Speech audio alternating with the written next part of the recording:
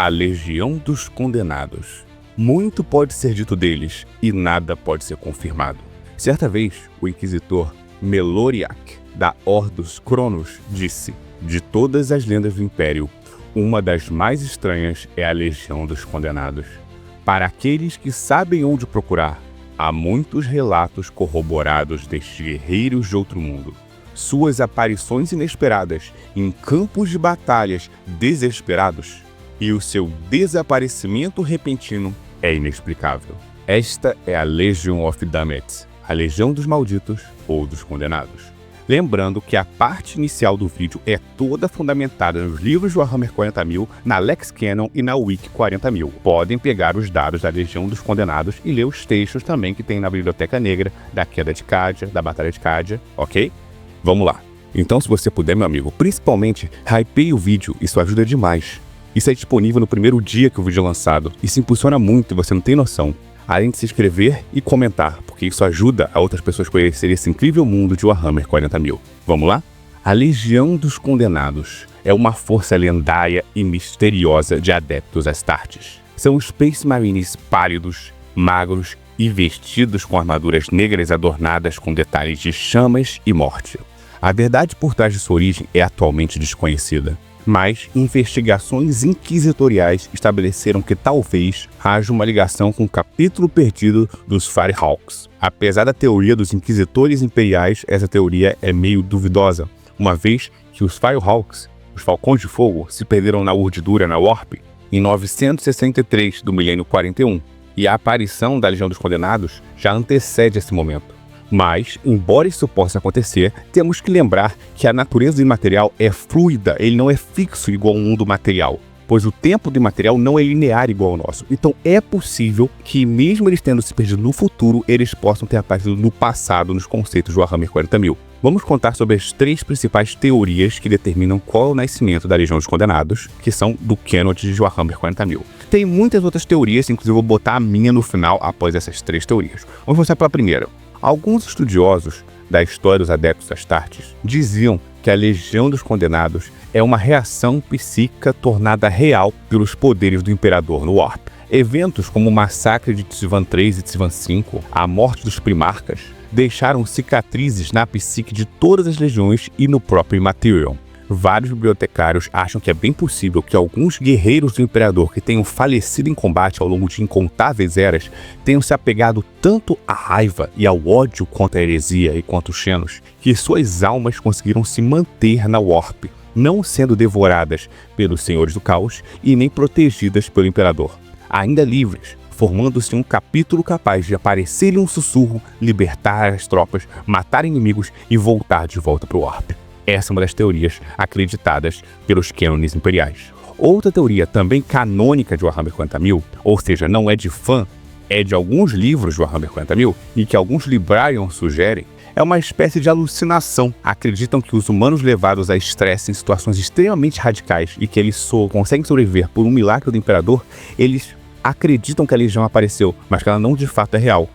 Essa teoria tem em alguns textos imperiais de alguns librarians, só que essa é uma das mais fracas, porque dizem que na 13ª Cruzada Negra eles realmente apareceram. Se você ler os livros da 13ª Cruzada Negra, eles estarão textualmente lá. Então, apesar de existir indivíduos librarians dentro de Warhammer 40.000 que acreditam que é apenas uma alucinação, nós, do mundo de fora, que lemos os livros, sabemos que eles aparecem mesmo. Mas eu tenho que falar todas as teorias sobre a Legião dos Condenados aqui. Então, a primeira é que eles são uma força psíquica de todos que morreram na fé no Imperador, morreram na raiva e no ódio contra o Caos. E em certos momentos eles conseguem se manifestar pela força do Imperador e causar esses estragos. Outros acreditam que simplesmente é uma alucinação coletiva de quase morte e que eles conseguem sobreviver. Então eles inventam de uma forma de se proteger dessa verdade que existe essa legião. E a terceira teoria é que vamos falar agora, também acreditada em Warhammer 40k e falado por alguns dos teóricos do Império do Homem. Vamos contar um pouquinho dos Firehawks para vocês verem se parece ou não que é a Legião dos Condenados. Os Falcões de Fogo foram criados no 36º milênio,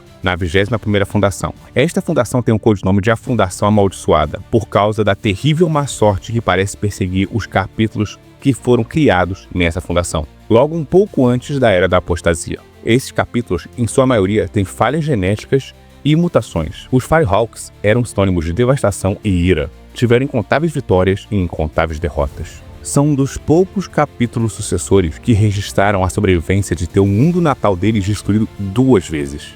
E ainda assim sobreviveram. O capítulo dizia que a sua semente genética era descendente dos Ultramarines, do próprio Robert Guilliman, mas não há certeza quanto a isso. Eles lutaram na Guerra da Apostasia contra o Gore Vendiri. Um dia teremos um vídeo sobre a Guerra da Apostasia. E participaram de muitas outras campanhas.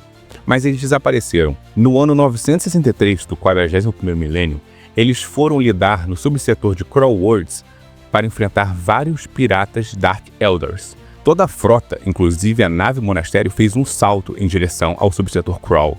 Eles tinham que chegar em mais ou menos 12 horas, mas eles nunca chegaram, nunca mais apareceram. E aí foram oficialmente declarados como perdidos na urdidura. Segundo informações, após o salto na Warp, toda a frota foi pega numa tempestade de Warp tão intensa que foi destruída. Apenas uma embarcação permaneceu. Fez ousadas manobras de saída da Warp, e a nave conseguiu emergir no leste galáctico, milhares de anos-luz fora do curso desejado. Sobreviveram 200 irmãos aparentemente, e as sementes genéticas foram perdidas, então não havia como criar mais. As mudanças neles tornaram-se cada vez mais óbvias. A pele começou a escurecer e formar bolhas, a carne começou a apodrecer e apodrecer. Logo, todos os 200 sobreviventes começaram a morrer. Mas o estranho é que eles não ficaram mortos. Quase similar ao que acontece com a maldição da incredulidade. O indivíduo apodrece, empalidece, morre e retorna para lutar do lado do caos. Só que no caso, eles retornaram para lutar ainda do lado da ordem. Essa doença roubou deles a sanidade, mas não a lealdade. Com a sanidade fracamente danificada, não havia mais necessidade de comunicação, então eles não falam. Não havia mais necessidade de patente, então não há patentes. Companhias totalmente abolidas. Não seguem o código Astartes. Todos os irmãos deveriam ser nivelados ante a morte. Infelizmente, aparentemente, se eles estavam no material, eles sucumbiam, decaíam e morriam. Então eles só poderiam sobreviver na Warp. E desde então, em situações específicas em que tropas estão totalmente encurraladas e prestes a morrer, geralmente lutando contra o caos, mas não só contra eles, eles aparecem. Eles surgem do nada na urdidura e desaparecem no nada na urdidura, após matar os inimigos. Houve diversos avistamentos da Legião dos Condenados, aparecendo em cruzadas específicas e várias batalhas, como a Batalha de Bordabá, Batalha de Andraxas, a 13ª Cruzada Negra e até mesmo a Cruzada Sombria. Inclusive, na 13ª Cruzada Negra, como vocês bem sabem, eles foram extremamente úteis para ajudar Santa Celestine a não ser destruída por Abaddon e a enfrentarem aquela situação específica. E essas são as 3 principais teorias reais dentro do universo de Warhammer 40.000. Nenhuma delas é feita por nós, humanos de fora. Não, essas teorias estão nos livros, pois eles mesmos não deixam certos. E essas 3 teorias existem porque eles têm um poder especial. Após surgirem, matarem os inimigos e voltarem para o Warp, por algum motivo as pessoas que os viram esquecem deles. Tem algum efeito na Warp que afeta a memória das pessoas. Inclusive máquinas. Se as máquinas tentam gravar informações do que aconteceu quando eles atacarem, elas acabam quebrando, param de funcionar. Por isso tem essas 3 teorias canônicas de como surgiu a Legião dos Condenados. As 3 podem ser válidas. Eu prefiro acreditar que canonicamente é a visão dos Firehawks. Então, a parte teórica do vídeo acaba agora. Vamos tirar agora o chapéu da verdade, que eu sempre uso contando os fatos do Warhammer 40.000, e vamos colocar o boné da paranoia, porque é hora da minha teoria.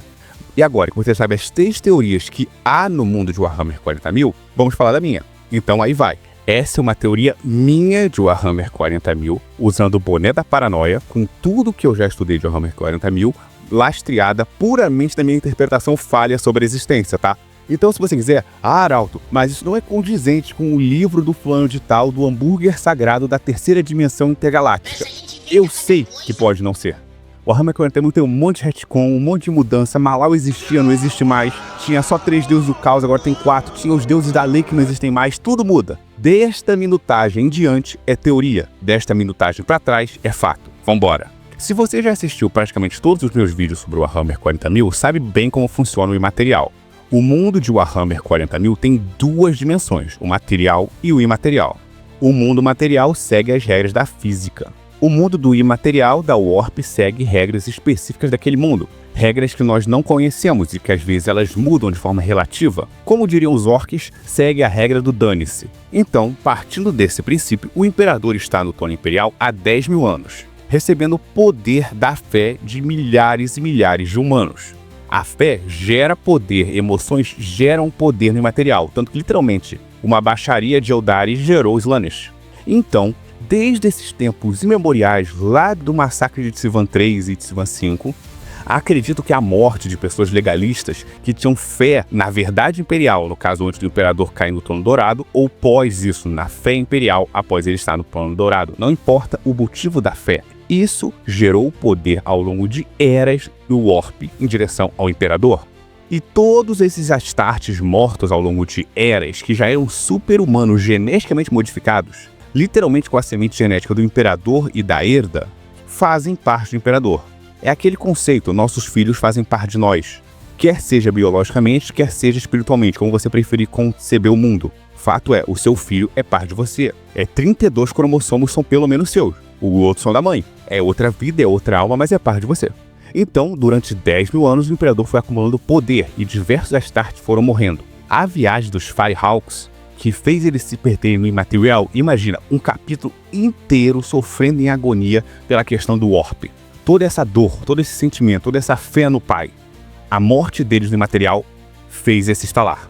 E todos os Space Marines que morreram desse ponto de legalidade, de honra, de vontade de ficar com o pai deles e defendê-los, geraram esta legião, que compõe os Firehawks como indivíduos primordiais, mas que vários outros Astartes mortos ao longo da história fazem parte. Por isso eles não falam, por isso não há hierarquia entre eles, por isso eles não seguem o código Astartes, pois eles são os restos de tudo. Vivem no imaterial, residem lá. E em momentos de alta necessidade, o desespero de pessoas e a vontade do imperador de ajudar imóvel no trono imperial, mas sentindo tudo no imaterial teoricamente, faz eles aparecerem e ajudarem. Claro, você pode dizer, mas Arauto, esse conceito é muito positivo para um obscuro e sombrio 40º milênio onde só existe guerra. E eu vou dizer, provavelmente você está certo. Por isso que é uma teoria. O Warhammer 40.000 é obscuro, é sombrio, mas tem umas pitadas de fé e coisas boas ao longo da história. Por exemplo, a 13ª Cruzada Negra, inimigos irreconciliáveis como o Império da Humanidade, os Necrons e os Elders lutaram lado a lado contra o caos. É um universo sombrio, mas a esperança aflora até na escuridão. E para encerrar, eu tenho um último ponto aqui, que agora põe o chapéu de alumínio. Na primeira edição, vocês sabem, eu já fiz um vídeo sobre isso, tinha o Malal, o Malice. Pelo amor de Deus, eu não consigo. A divindade do caos da anarquia, que a GW teve que descanonizar por questões jurídicas. Mas vocês sabem que, mesmo ele não existindo mais, ainda há algumas pitadas que podem ser consideradas que ainda está lá ou esteve lá. Inclusive ele ter saído do canon pode até ser que os 4 deuses do caos o destruíram. Mas, por exemplo, os filhos da Malice ainda existem. Tem o conto deles, o Labirinto. E apesar de ficar na dúvida se eles seguem Malice ou Caos Indivisivo, estão lá. E, se você vê a primeira edição de Warhammer, em que existia a Malice no Fantasy, os servos de Malice eram chamados The Damned Ones. Já sabe onde eu tô chegando, né? Literalmente quer dizer os condenados ou os malditos.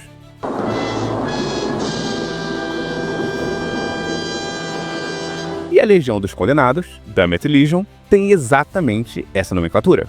Então, talvez, só talvez, considerando que a GW não pudesse mais usar o Malice, mas ainda quisesse que ele existisse na lore, quando os 4 deuses do caos supostamente o teriam destruído, partindo do princípio que ele não foi tirado do canon e só removido pois os irmãos conseguiram destruí-lo, que era o que eles planejavam, um fragmento dele se pegou ao imperador, a força do imperador no material e a força de Malice no imaterial criou a Legião dos Condenados. Literalmente a simbiose entre as forças do material, que queriam acabar com o caos, e as forças do imaterial, que também queriam acabar com o caos. Me vejo obrigado a concordar com o palestrinha. E agora encerramos o vídeo. Aqui embaixo você pode deixar seus comentários, falando que a primeira parte está muito boa, descendo o sarrafo na segunda parte, porque não condiz com o livro do fulano de tal, do manual avançado do Cavaleiro Edificante Comedor de Pizza, e me dizendo aqui nos comentários qual é a sua teoria. Que o lado bom de teorias que são de fãs é que nenhuma delas está errada ou certa. São só teorias de fãs. As 3 teorias canônicas foram ditas e é uma daquelas. Acabou. O que eu disse é impossível agora na segunda parte do vídeo, mas é divertido pensar. Se você gostou desse vídeo, inscreva-se, curta, comente e ajude mais. Obrigado, até a próxima e aqui é o Arauto. E isso é tudo, pessoal.